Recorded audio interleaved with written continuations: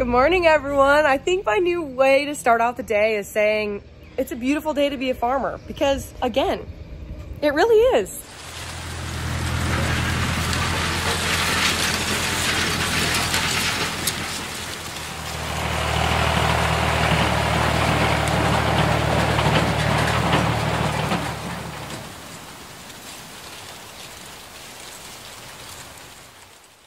My first job of this morning is already complete. I loaded Dad up with chemical and he's going out to spray. And now, you know, this box planter, I feel like this is my baby here. I've done nothing but work on her all planting season. And now we are 100% done with Plant 2021. And I'm still working on her somehow. Our thought process is, instead of waiting, like just putting her away like she is right now and then waiting until before planting season next year to get her out and work on her, we're gonna do all of that now while she's still out. So that's my job today. But the planter is going to be the third job of the day. So the first job with the sprayer. Second job, I'm gonna take you out to the field with me and I'll show you what I'm doing. So I'm taking the Defender out to the field. Look at how green the landscape is getting, you guys. Beautiful blue sky and nothing but green. All right, I have arrived at the field that I was going out to. Here, this is our only field. It's a little bit windy, so I'll just step into the Defender to talk. Here's the field though. All of our fields have pivots on them, okay? They're big sprinklers. That's how we water them all summer long. That's also what makes, you know, the crop circles in the field. So if you look at an aerial view of Nebraska and then zoom in a little bit, on every little field that has a pivot on it, you can see the circles that go around. Yes, it does run over crops, but not enough crops to really make a difference. This is the one field that we have that isn't irrigated by a pivot. We call this field the drip field because buried underneath this field are little lines of like tape, or drip tape, and it has little holes in it. And so when you start the well, it starts pumping water through all those pieces of tape buried in the ground. And then the water just kind of permeates up through the soil. And so Dad started the well running last night. And before the soybeans, that's what we planted on this field, get any taller, I'm coming out here to flag all of the spots where the drip tape might be leaking, or like an animal chewed a hole through it, or just broke because it's old. And so now I'm going to drive through the field and I can see all the spots where the water is bubbling up, flag it, and we can have someone come out and fix it. All right, here's our first example. I chose this one in particular because there's a lot of standing water in the row. Don't want that. So I'm gonna put my nice little blue marker flag here so it's very obvious. Then we can turn off the tape so that the hole can be fixed.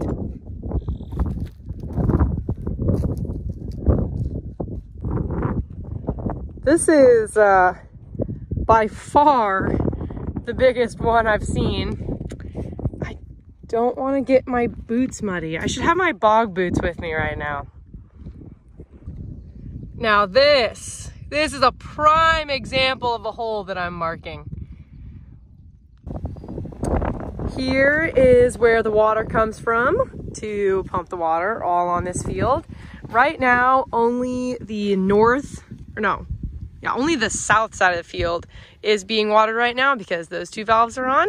And so I'm going to shut those off and turn these north valves on. So that side of the field can start to get watered and I can see where the leaky spots are there. All right, so I'm working on the planter now. I already did one row unit to make sure that I could actually do it before I started filming. One quick fact about our farm is that we do not have toolboxes. I mean, we do, but we prefer to use the block. It's literally just a block of wood with a handle, and that's where we keep everything.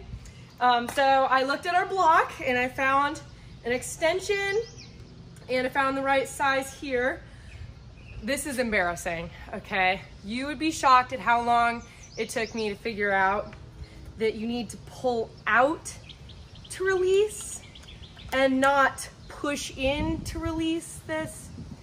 Dad, I hope you didn't hear that. Yeah. Anyways, I got that figured out. I took that first row unit off, and then I took this off. So if you remember, here, this is where the seed plate is kept. And there's a Milo seed plate in there right now. Hold on.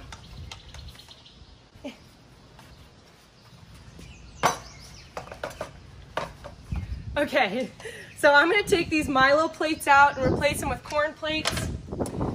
So we're sending this in to be serviced over the winter. And so they're gonna look through all the brushes, all these small little pieces here, and just make sure that everything is in perfect working order so that we're ready to go for next planting season.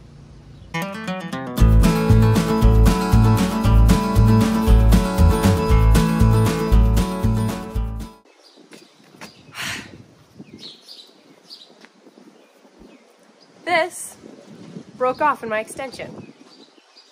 Great. Well, I guess the Milwaukee is just too strong for those cheap sockets. So we're back to the old-fashioned way of doing things.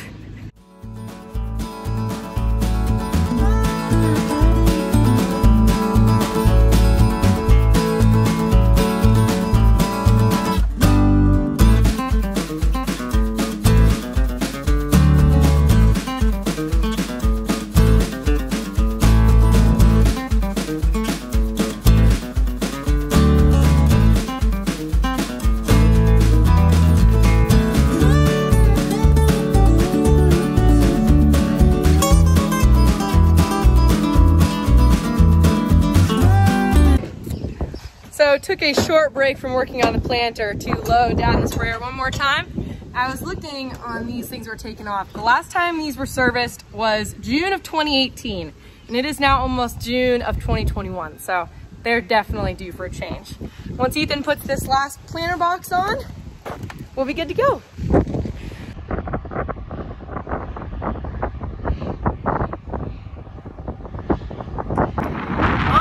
Menu for today, we have an iced tea, salt and vinegar chips, s'mores bark, and a barbecue chicken sandwich.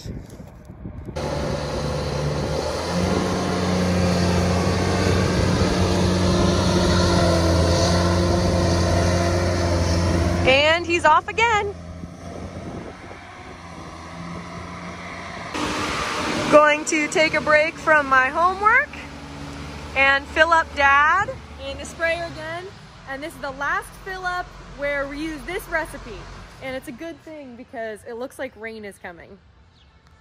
Getting a rain after we apply chemicals onto the ground is a good thing because it kind of soaks everything into the ground, as long as we don't get hail, because all of our crops are up now and we really don't want them to get beat to shreds.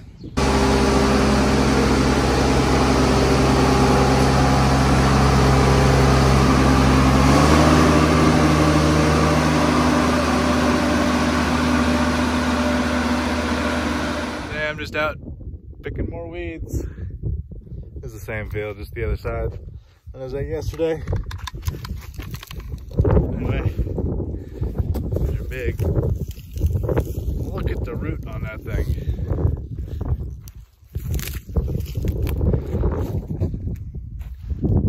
Got a bunch more to do. That'll be my morning. Just picking out weeds with the shovel. On to the next task of the day. See this pile of corn stalks? It's making a mess out here. So this is a booster pump, and when it rains, this all floods. And we're about to get apparently a monsoon out here. So we're cleaning this up, at least making a path for water to go around the pivot point. So when the water flows through here, it doesn't drown out all our precious corn. So I think I'm just gonna blade all of this and put it in a big pile, and we'll deal with the pile later. We'll probably just burn it, come pick it up with a scraper. But anyway, I'm gonna drag as many corn stalks out of this hole as possible.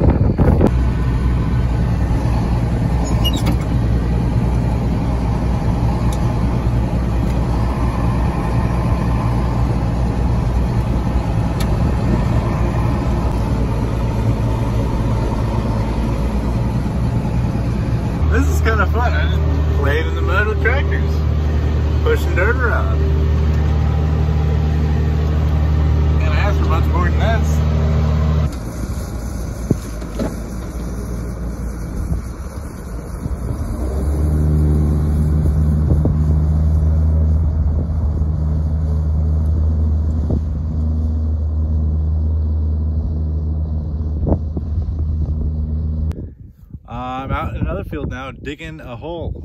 I'm unclogging a drain that we put in to help erosion. Anyway, they get plugged full of corn stalks and earthworms and gross stuff, so it smells really bad, but at least the ground's soft. Also, Laura's still running her sale on her hats and shirts. I think this one has the old truck on it. I don't know if you saw it, but yeah, it's like 20% off through the end of Memorial Day, and a portion of your money goes to Farmers Veteran Coalition, and you get a cool shirt. So support them, get a cool shirt. Means a lot to us. Thanks. There's mice in here. Ah, they're everywhere. Look, I'm wearing shorts today, and the little guy about ran up my leg. Whew. I have had a Milo seed stuck in this boot all day long, and now at 4:30 p.m. I have decided that enough is enough. I will no longer stand for something in my boot. There it is. That big. It has been driving me nuts all day. No more. You know, I could have just done that right when I noticed it, but I thought, oh, it's too much work. I'll just bear through the pain. That's so much better. My last job of the day is running the telehandler while Ethan changes the light bulbs in our old building. The light bulbs used to be incandescent, but we're changing them to super bright LEDs. This is where we store all our planters, and in the wintertime we store our anhydrous bar, our cultivator, and our hiller, our feed truck, the loader tractor, and the chopper in here. And then this, while Ethan's changing that light bulb, this is the newest addition to our farm, but also the oldest, if that makes sense. My great-grandpa had a tractor exactly like this and sold it, and so Dad bought this as kind of a gift for Papa Kurt.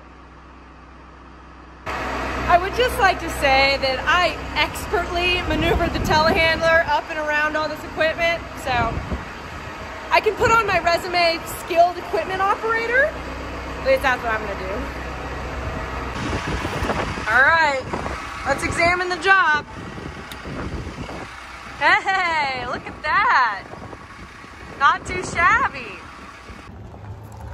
All right, so I left work, made some supper, and then came right to town to help coach pole vault clinic, blah, blah, blah, blah. Anyways, it is starting to rain, and let's all just pray that it just rains and doesn't hail. As always, thanks for watching the videos. Really appreciate you guys, like, more than you know. See you next time.